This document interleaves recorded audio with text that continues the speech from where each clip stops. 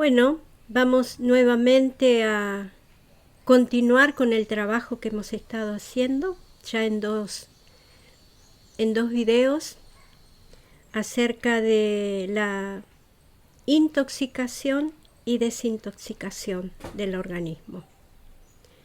Y hoy vamos a continuar con dos órganos muy importantes a los cuales debemos conocer, debemos saber, como anteriormente hemos presentado, cómo cuidarlos, cómo conocerlo y cómo ayudarlo para que funcione correctamente y podamos tener ese equilibrio tanto en la nutrición como la eliminación de toxinas.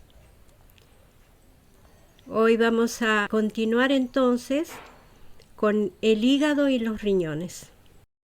Cualquier esfuerzo que el organismo debe producir para mantenerse vivo, sea para el latido del corazón, la irrigación del cerebro, la digestión, la respiración, la transpiración, significa un desgaste de energía. También los esfuerzos físicos necesarios para caminar, trabajar, intelectual o físicamente, consumen energía. Esa pérdida de energía debe ser compensada y repuesta por el consumo de alimentos y en menor medida por el reposo. Y para transformar los alimentos en energía, esos alimentos tienen que ser digeridos, otro consumo de energía. La digestión es un proceso físico-mecánico-químico que se inicia en la boca, trituración y mezcla con saliva.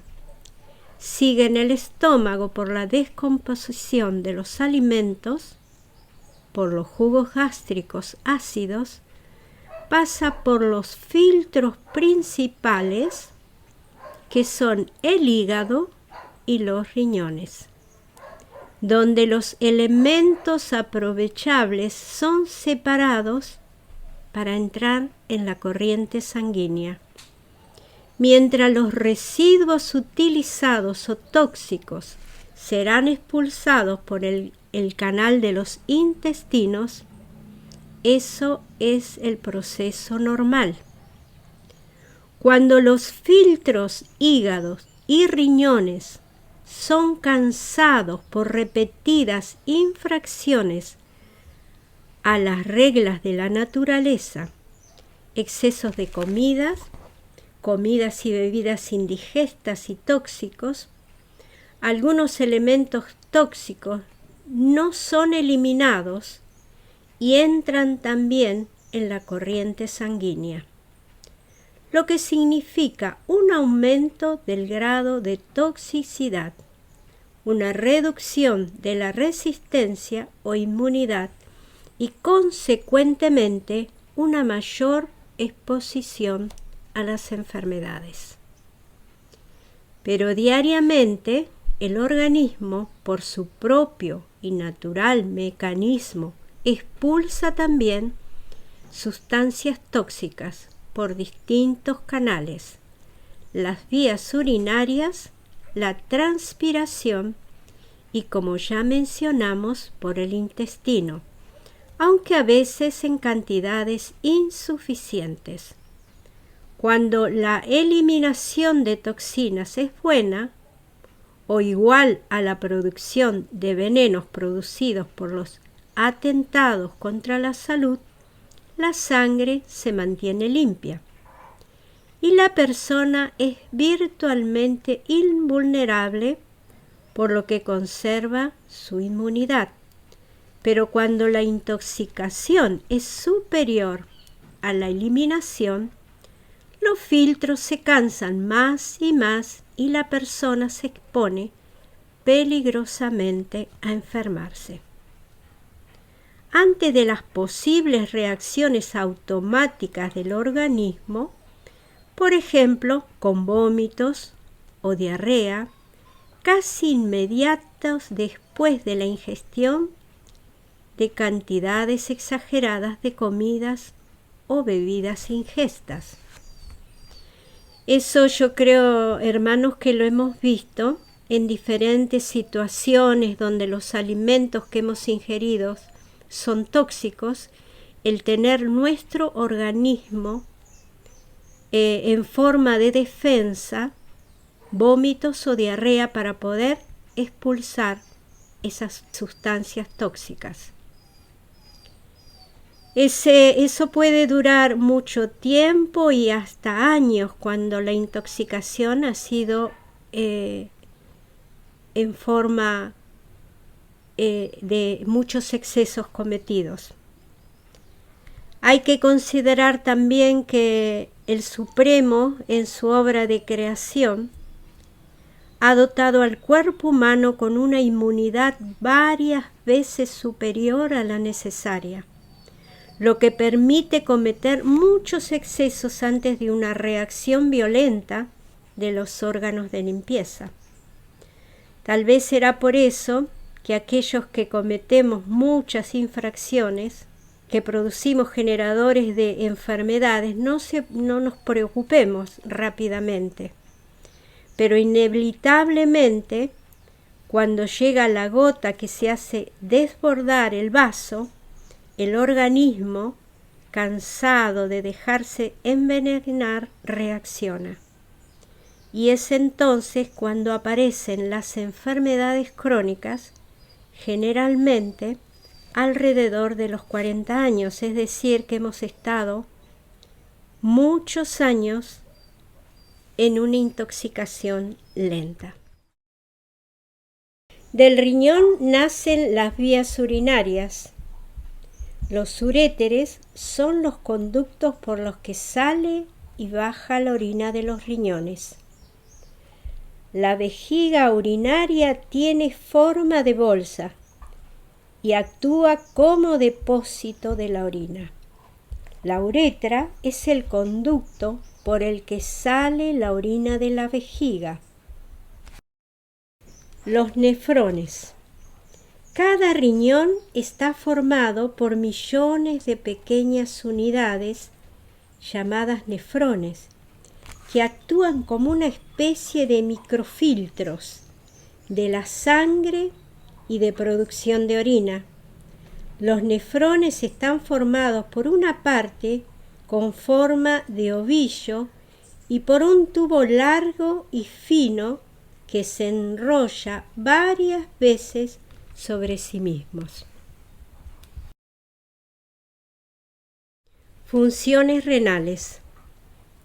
Aunque tienen otras funciones, el objetivo principal de los riñones es producir orina, eliminando los residuos y el exceso de agua de la sangre. La orina se elabora en el 1.000.000 de nefronas aproximadamente que hay en cada riñón. Un filtrado crudo se produce filtrando la sangre por las paredes porosas del glomérulo de una nefrona, que deja las células y protones en los capilares.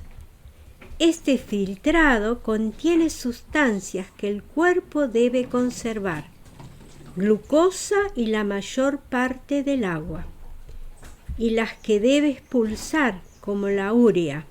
La nefrona reabsorbe eficazmente las sustancias deseadas para la sangre y aparte las indeseadas que van a formar la orina.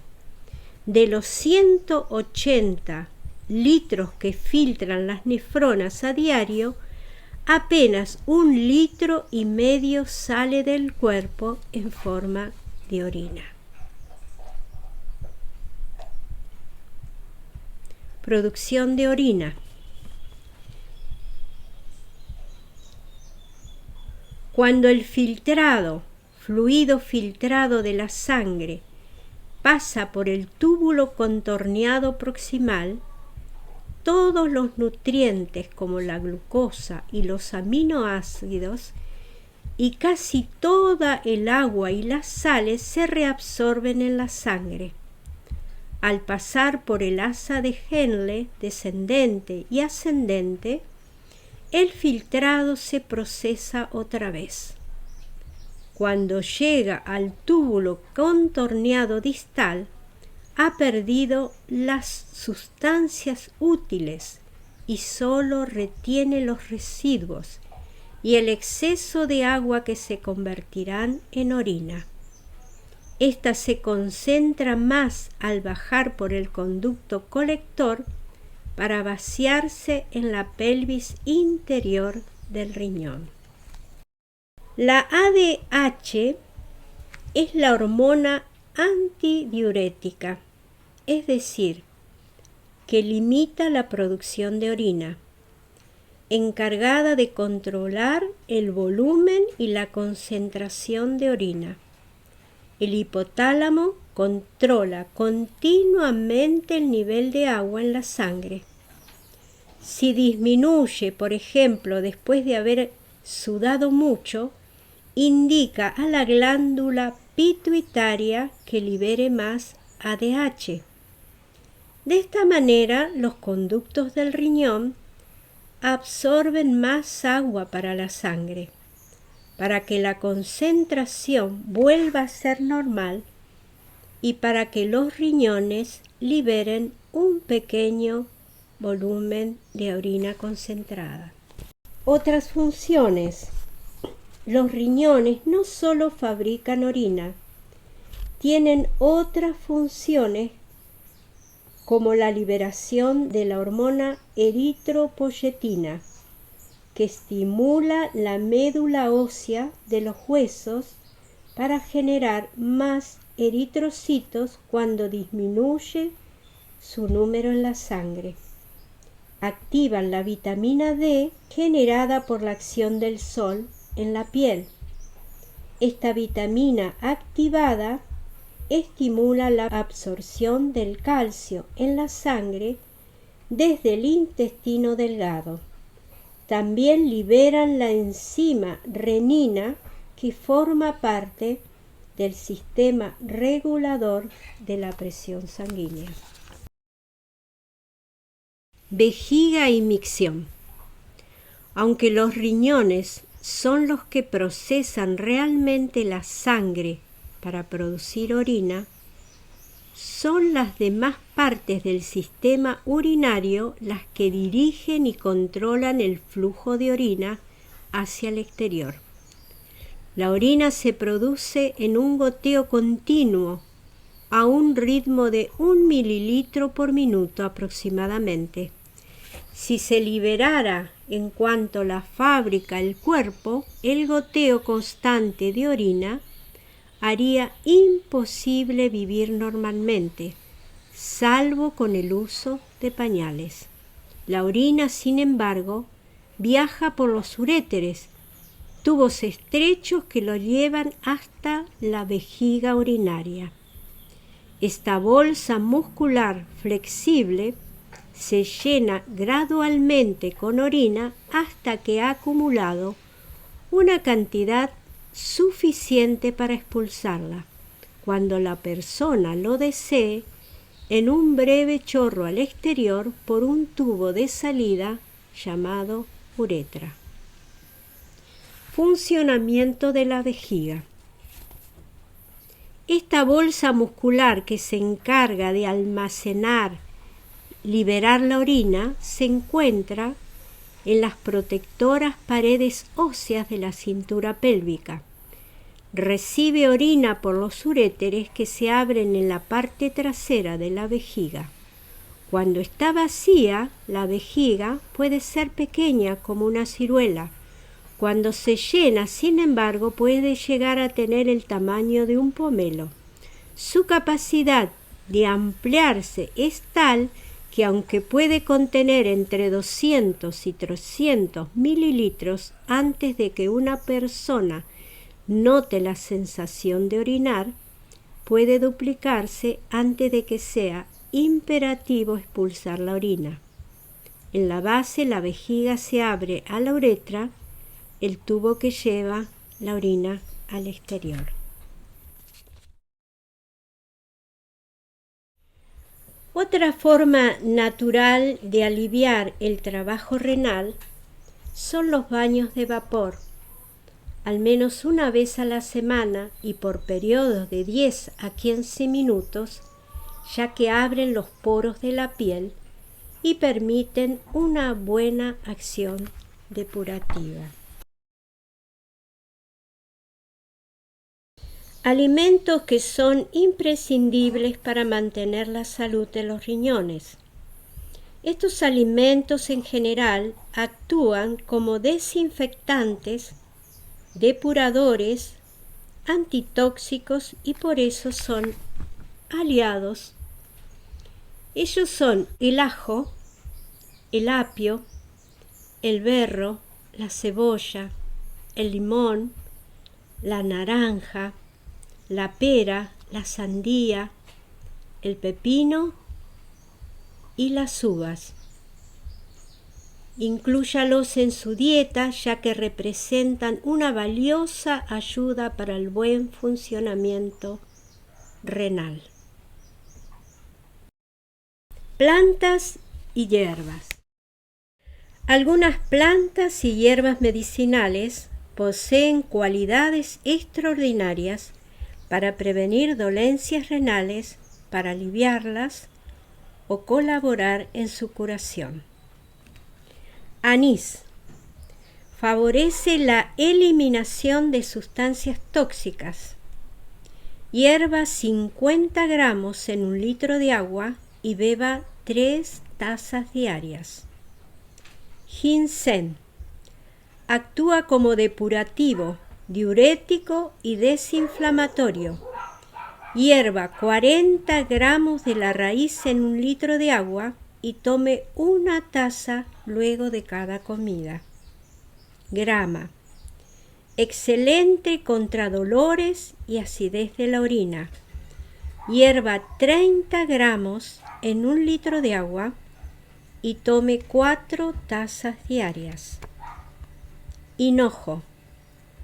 Indicado contra inflamaciones, dolores e intoxicaciones leves. Hierva 15 gramos de la raíz en 2 litros de agua y beba 1 taza por día. Malva. Favorece la expulsión de sustancias tóxicas. También está indicado en casos de dolores y malestares leves. Hierva 50 gramos en 1 litro de agua, tome 2 tazas por la mañana y 1 antes de la cena. Menta. Tiene acción preventiva y es indicada para todos los malestares leves. Hierva 40 gramos en 2 litros de agua y beba 1 taza antes de cada comida. Romero. Contra infecciones y dolores. Hierva 30 gramos en 1 litro de agua y tome 3 tazas diarias. Salvia.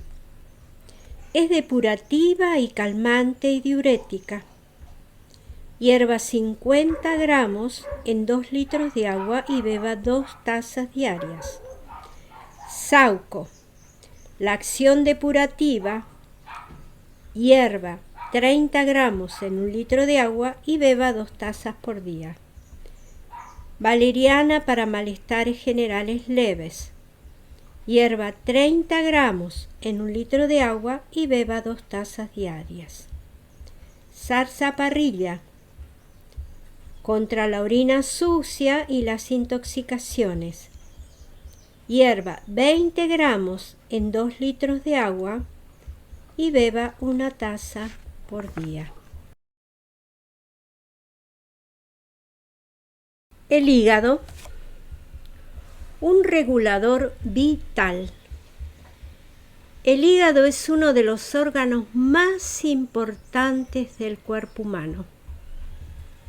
puede afirmarse que alrededor del 80% de las actividades vitales del organismo están relacionadas directa e indirectamente con este órgano. Es claro entonces que necesitamos un hígado sano que funcione tal como el organismo lo requiere. El hígado es la glándula más grande que tiene el cuerpo humano. Se ubica en el lado derecho entre el diafragma y el estómago. Su color es rojo oscuro y pesa 2 kilogramos aproximadamente. Sus funciones más importantes son producción y filtrado de la sangre, elaboración de bilis, que interviene en el proceso digestivo, procesamiento biológico y transformación de los alimentos, de sus nutrientes, grasas, proteínas, minerales y vitaminas, transformación de azúcares y ácidos, síntesis de proteínas esenciales para el organismo y de diversas vitaminas, regulación del equilibrio de diversos aspectos de nuestro metabolismo, como el volumen sanguíneo o la tasa de colesterol, expulsión y eliminación de sustancias tóxicas y nocivas. Resulta claro entonces por qué es necesario cuidarlo. Sus trastornos y disfunciones repercuten en todo el organismo. Sus afecciones y enfermedades más importantes pueden traer consecuencias gravísimas o incluso la muerte. El hígado es una víscera, la mayor del organismo humano, de color rojo, vinoso y de estructura glandular, situado en la cavidad abdominal, en lugar denominado hipocondrio derecho, esto es en la parte superior del abdomen y a la derecha inmediatamente por debajo del músculo del diafragma que separa el tórax del abdomen. Su peso es entre 1.400 y 1.750 gramos. Sin embargo, aunque el hígado es un órgano abdominal, está situado dentro del tórax óseo, ya que raras veces traspasa el nivel de las costillas. Es supremamente importante que sepamos que es un órgano complejo, capaz de realizar más de 600 funciones químicas. Interviene en una multitud de procesos que ocurren en el organismo.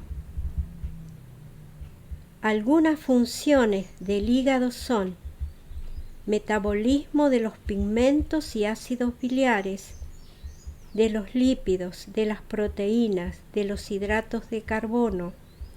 Opera en la regulación de las hormonas. Sirve de órgano de almacenamiento. Tiene función desintoxicante. Controla la producción y secreción de la bilis. Sintetiza ácidos grasos. Sintetiza el colesterol. En él se forman los fosfolípidos. Interviene en la transformación de la glucosa en el glucógeno. Libera la glucosa en dosis en la medida en que necesite el organismo. Sintetiza la urea. Tiene función excretora, realizando esta a través de la bilis. Las enfermedades que afectan al hígado son diversas y los elementos que perturban sus funciones son muchas. Que el hígado está funcionando mal o que existe alguna afección del mismo, más o menos grave, se manifiesta en los siguientes trastornos: ictericia, ascitis, hepatitis, alteraciones en la piel, alteraciones en el torrente sanguíneo, afecciones renales y problemas circulatorios, entre otros. Algunos trastornos psíquicos, como el mal humor, tiene su fuente en un hígado trastornado.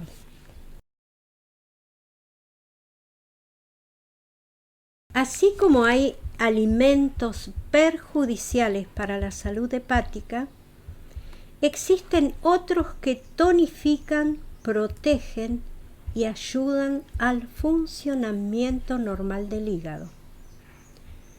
Como la lista es muy variada, puede incluirlos en su dieta de manera habitual: aceitunas, achicoria, alcachofa, alfalfa, almendras, ananá o piña, apio, arroz integral, avellanas, avena, banana o plátano, berenjena, berro, brócoli, calabaza, cebada, cebolla, centeno, cerezas, col, coliflor, durazno, espárrago, espinaca, higo, lechuga, lentejas, limón, maíz, mandarina, manzana, melón, miel, naranja, nueces, pan integral, papa natural, pepino, pera, perejil, polen, puerro, sandía, sémola, tomate, trigo integral y germinado, uvas, pasas, zanahoria. Bueno, hemos hablado en los diferentes órganos que hemos tocado el reloj circadiano que nuestro Padre Celestial ha colocado en cada uno de ellos. Y también lo ha hecho con respecto al trabajo y al tiempo en que el hígado trata de hacer una tarea especial. Sabemos que es de noche, dice: de noche es muy importante que la sangre se almacene en el hígado. Esta es una de las razones por la que se aconseja dormir de costado y sobre el lado derecho, para no oprimir el corazón, y favorece la acumulación de sangre dentro del hígado. Las funciones metabólicas del hígado tienen dos fases: una de construcción o anabólica y otra de desintegración o catabólica. La primera fase es de reposo. En ella se forma el glucógeno o almidón animal, y su máxima actividad la tiene durante la noche, entre la 1 y las 3 de la madrugada. La fase diurna es catabólica o desintegración. Ocurre cuando el cuerpo necesita destroza para activarse. El gesto es expansivo y dinámico, por lo tanto, alimentarse tarde en la noche interfiere con el sueño, porque incita al hígado a la actividad. Durante la noche, la energía se vuelve profunda y se interioriza para nutrir los órganos sólidos: el riñón, el páncreas, el hígado, etc. A lo largo del día, la energía se hace superficial para circular en músculos y tendones. Por eso aquellas personas que trabajan de noche y duermen de día van contra las leyes que nuestro Creador instaló en nuestro organismo, y en ese reloj circadiano que nos enseña cómo debemos cuidar y actuar con cada uno de nuestros órganos. El deseado de todas las gentes, capítulo 12, la tentación. Voy a leer un párrafo que me pareció tan interesante para aplicarlos hoy a nuestros tiempos, sabiendo que la venida de nuestro Salvador está a las puertas. Cuando Jesús fue llevado al desierto para ser tentado, fue llevado por el Espíritu de Dios. Él no invitó a la tentación. Fue al desierto para estar solo, para contemplar su misión y su obra. Por el ayuno y la oración debía fortalecerse para andar en la senda manchada de sangre que iba a recorrer.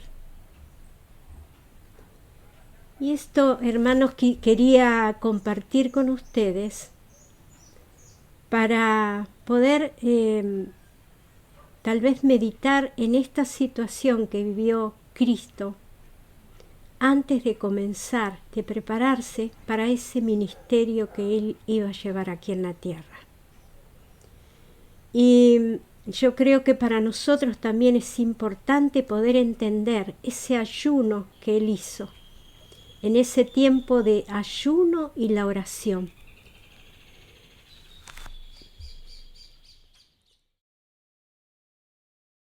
Ya sabemos que la desintoxicación verdadera no se alcanza con fármacos o medicamentos químicos que generalmente son nada más que paliativos que esconden los síntomas.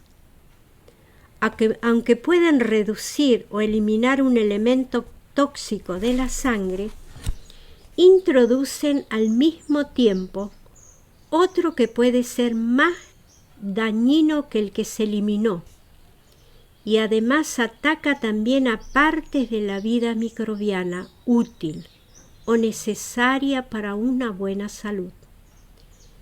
Eso se suele llamar en términos farmacéuticos efectos colaterales.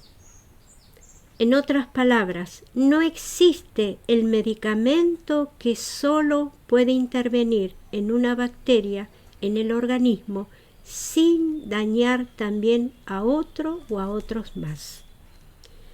La única verdadera solución consiste en desintoxicar más de lo que se intoxica.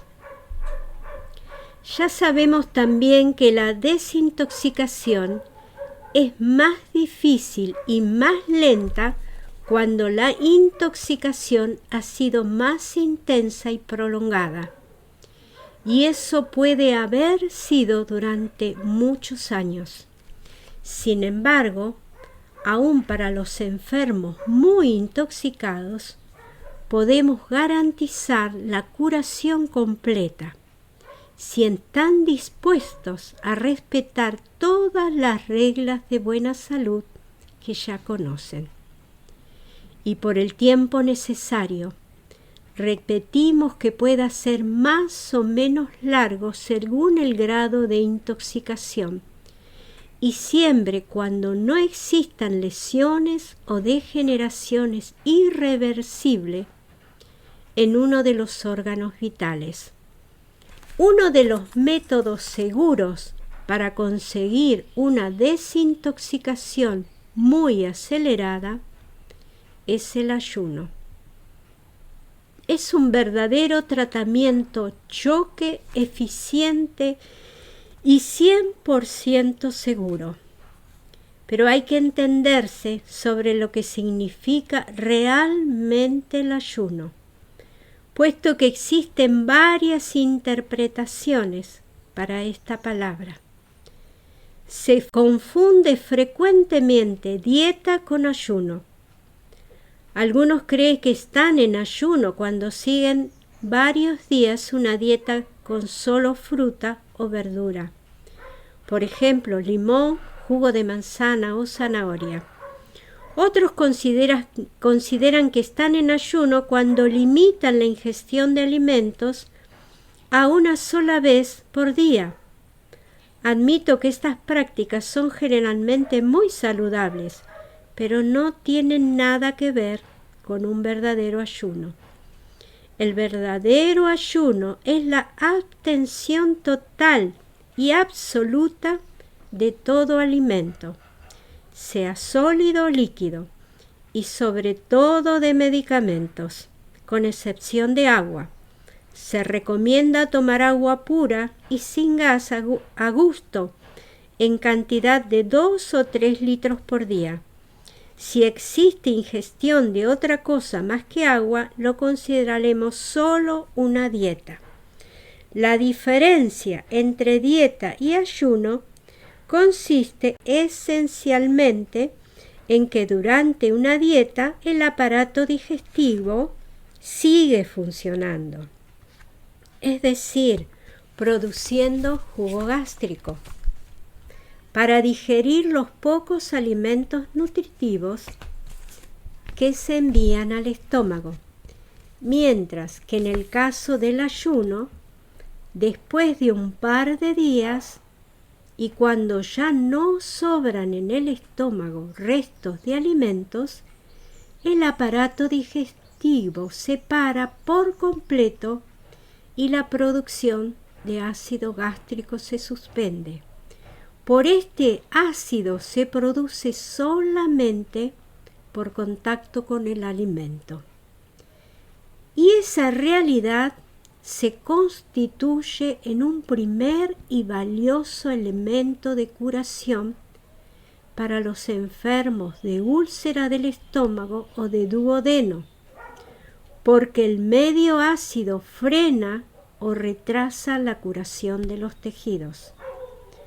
Por otra parte, la parada del aparato digestivo entero se constituye en un ahorro de energía que de esa manera se vuelve disponible para el funcionamiento de otros importantes órganos de limpieza y desintoxicación, como el hígado, los riñones y todo el aparato urinario. Y es evidente que el organismo, aún durante el ayuno total, necesita una cantidad de energía para mantener en actividad permanente los órganos vitales que son principalmente el corazón, el cerebro, los pulmones y el mantenimiento de la temperatura del cuerpo.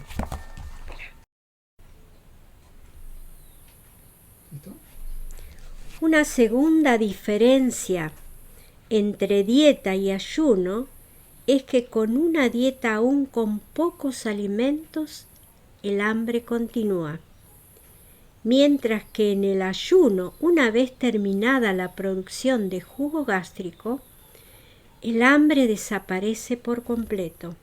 Y eso es muy importante, tan increíble como puede parecer. Cuando el estómago está vacío, se achica paulatinamente y deja sus contracciones y no hay más hambre. Quiere decir que después de 3 o 4 primeros días es más fácil quedar en ayuno por completo que alimentarse una vez por día. La razón por la cual la desintoxicación de la sangre es mucho más rápida e intensa con el ayuno que con solo una dieta se encuentra en que el organismo realmente no deja de alimentarse, sino que se alimenta por la descomposición lenta y progresiva de los tejidos y células y las grasas cargadas de toxinas que todos los humanos tenemos en exceso, y que se constituye en una reserva importante de alimentos cuando el estómago está en reposo. Esto significa que durante el ayuno las personas siguen alimentándose con su propia grasa y carne, Y lo más formidable es que eso ocurre sin ninguna intervención del ayudante en el proceso. Esto se hace solo, automáticamente, por la propia inteligencia de nuestro organismo, como tantas otras actividades protectoras de nuestra vida y salud que se realizan permanentemente, espontáneamente, y las cuales confirman la perfección de la obra de nuestro Creador.